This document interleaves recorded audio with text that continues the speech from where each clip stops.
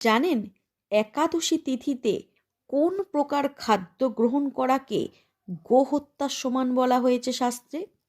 প্রথমত, একাদশী হল হিন্দু পঞ্জিকা অনুযায়ী শুক্ল ও কৃষ্ণপক্ষের একাদশতম দিন, যা মূলত বিষ্ণুর উদ্দেশ্যে উপবাস ও পূজার মাধ্যমে পালিত হয়ে থাকে।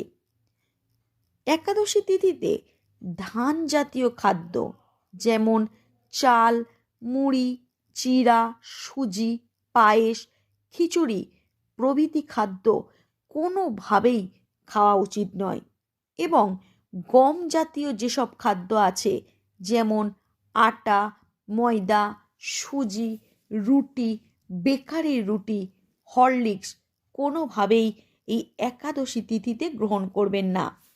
ডাল জাতীয় খাদ্য যেমন মুগ ডাল, মুসুর ডাল, অড়হর ডাল, খেসারির ডাল, ছোলা কোনোভাবেই একাদশীতে গ্রহণ করবেন না এবং তৈল জাতীয় যেসব জিনিস সরিষার তেল, সয়াবিন তেল, তিল তেল প্রভৃতি একাদশীতে গ্রহণ করা একেবারেই নিষিদ্ধ।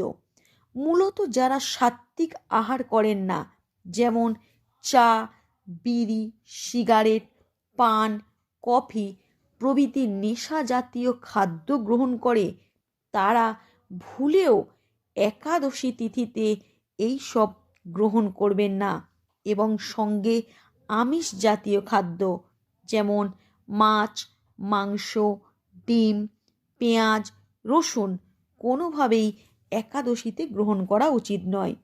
শাস্ত্রমতে একাদশী করলে যে শুধুমাত্র নিজের জীবনের সদ্গতি হয় তা নয়, বরং বাবা মা যদি নিজ কর্মদোষে নরকগামী হয় তবে সেই সন্তানের একাদশী করা পুণ্যের জোরেই তারাও সেই নরক থেকে মুক্তি লাভ করে স্বর্গগামী হন।